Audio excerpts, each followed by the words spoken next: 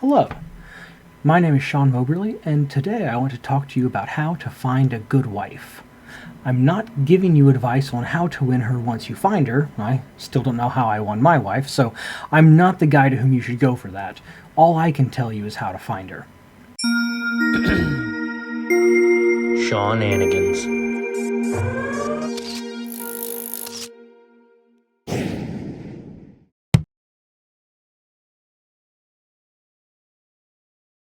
Now, before I get into the meat of this video, there are two things I want to get at. The first thing is, sorry about the background. Trying to get my green screen to work, and it's not doing everything that I want it to. We'll see how it's turning out. The second thing that I wanted to say is I wanted to clarify something that I said in my previous video titled, How Not to Cheat on Your Wife. In that video, I said this, because this is the long and short of it. Whether it's you, or me, or the pastor of a church, that doesn't matter. If you are a man and you allow yourself the opportunity to cheat on your wife, I guarantee you will seize that opportunity. Now that may sound a little unbelievable to you, so I need to explain why it's true. I said previously that Jesus said looking at a woman to lust after her constituted adultery, but what does lust mean? Today, when people think of lust, they think of a usually very strong sexual desire, but nobody would say that the desires I have for my wife are lustful, so it can't just mean that. So from there it becomes clear that lust is an illicit sexual desire, but that's not 100% true either. You see, lust isn't inherently sexual, though it usually is. Lust is any illicit desire, and that's very important to what I meant. I promise you the time will come that in a very close friendship with a girl, you will inevitably reach a point where you would just as soon talk to or be with her as you would your wife. And once your desire is not for your wife, but for this other girl, it is the mere act of continuing this relationship that constitutes adultery per what Jesus said. Given that you are now exhibiting an illicit desire, a desire for one that is not your wife, and then choosing to continue on. You are looking at her to lust after her, even if it's not sexual. Now, a lot of the previous video applied to unmarried men who were looking for a wife, especially the bits about porn and such, but not what I just said. The reason why looking to lust is a problem is because that series of actions shows two things. The first is an illicit desire, and the second is a willingness to act on that desire. Why would you intentionally put yourself in a situation if you weren't willing to act? And since God, who is a spirit, is the chief party offended by all sin, an exhibited willingness to commit sin is just as offensive to him as the act itself. Therefore, choosing to look at a woman while entertaining desire for her is saying you are willing to pursue a physical, emotional, romantic relationship with that woman, which, as a married man, or if the desire is toward a woman to whom your goal is not to be married, such as a woman who's already married, or a prostitute, or a porn star, or any girl to whom that definition may apply, it constitutes adultery. However, for an unmarried man with an unmarried woman in whom he has shown interest, that there is a desire there for emotional attachment and a desire for sex, but those are not illicit desires, because you are showing a willingness to do those things, yes, but the whole purpose of the dating relationship, which is the relationship I was just talking about, is to bring you two to a certain end, marriage, where those desires can be beautifully satisfied according to God's plan. Which is a fantastic segue into my real point today, how to find a good girl to marry. The first thing I want you to do is throw away any standards of beauty out the window, with a few exceptions. I say a few exceptions because there is some merit to saying things like, I can tell from the fact that this girl weighs 874 pounds that she does not take care of herself. And if she does not do that, then I know she won't take care of my kids. But if you are going to use that as a reason, then make sure you physically reflect that you can take care of yourself and therefore can take care of a wife and family. And yes, you can have your preferences, and that's all well and good, but the fact remains that there was only ever one perfect girl, and I married her. Yeah, but in all seriousness, though, you are significantly better off with the ugliest girl you've ever met, who's going to be a good wife and a good mother, who will encourage you in Christ, than you will be with the most gorgeous girl in the world, who will just be a nagging, lazy, bad homemaker and all of that.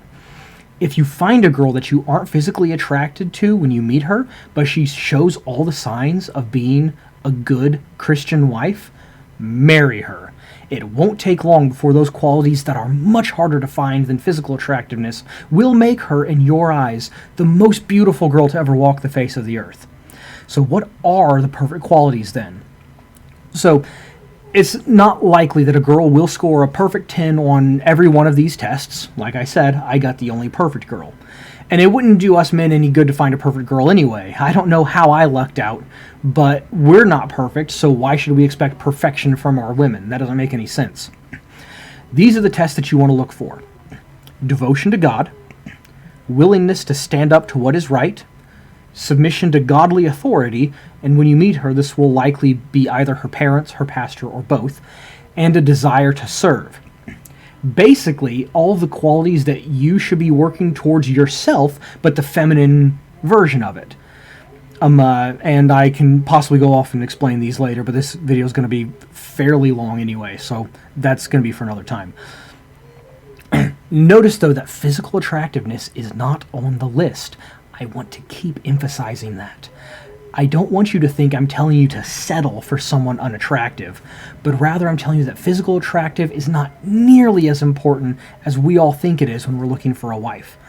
You guys know as well as I do that nearly all girls are attractive, but the truly good qualities are as hard to find in women as they are in us.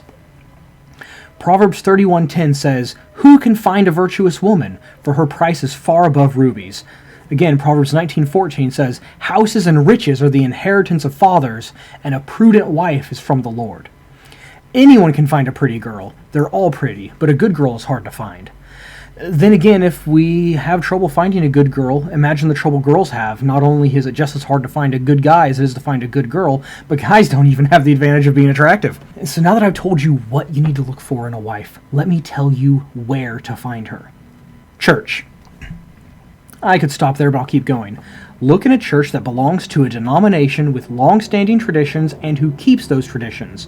Then look for a girl who willingly and joyfully takes part in those traditions. Even if it's a denomination with traditions you find weird, when a person follows church tradition because they want to, as opposed to being coerced, that means that person will score very highly on the previous criteria that I put forth. I know you'll ask next, but what if she belongs to a denomination that I don't follow or don't agree with? And that question has an easy answer. Go back to the basics. I'm going to link my 11 basics in the description. Go back and watch that. If she believes in those 11 items, then she's a fine candidate for marriage. Really, you can call it good enough as long as she believes in the first thing of the 11 basics. Everything else you can kind of fix itself.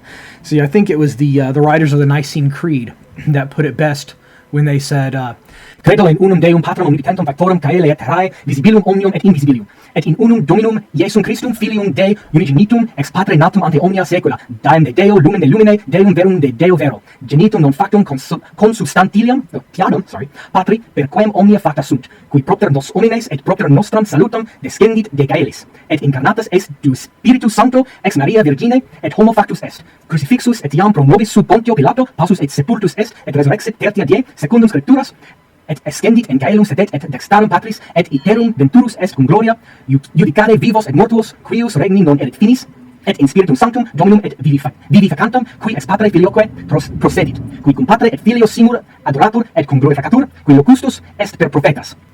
And I don't know about you, but I agree with that. So what do I mean by a church with long-standing traditions? Well, first off, discard churches who, as part of official church doctrine, hold to extreme heresy, like the Episcopalian Church or the United Pentecostal Church, or Oneness, as they're sometimes called. Then from the churches that are left, pick from the ones that have the longest standing traditions. The most common ones that come to mind are certain forms of Methodism. The best form of these is, of course, Holiness and Pentecostal. Baptist, Catholic, Wesleyan, and there are a few others. There are some churches in nearly every denomination that allow heresy in individual churches, with others who reject it, or even allow for heresy on a grand scale, but with individual churches who reject it. So you may even find, an Anglican or Lutheran church that matches the definition of a good church with good traditions. The important thing to remember is this. If you are going to a church to find a wife that is outside of your denomination, You need to make sure with 100% confidence that you believe what the Bible teaches and that you don't waver or falter. If you hold a tradition or belief very strongly and you go to visit a church that doesn't hold that, if you then allow them to talk you out of that tradition or belief, well, Romans 14:23 says, "Whatsoever is not of faith is sin." If you and your new wife-to-be hold different beliefs, I don't see that as a big deal. As long as she holds to the 11 basics and you know she's a Christian, marry her. As far as the differences go in teaching your children, you and your wife will have to hash that out, but the best thing is likely to teach them the beliefs of your church, the church that you as a family will be attending, and then leave out the differences that you or your wife has until the children are old enough to discern for themselves. But that's a topic for a different day. Either way, now you know how to find a good godly girl and where to go looking for her, but once you find her, you're on your own. As always, I'm Sean Moberly, and these are my Seananigans.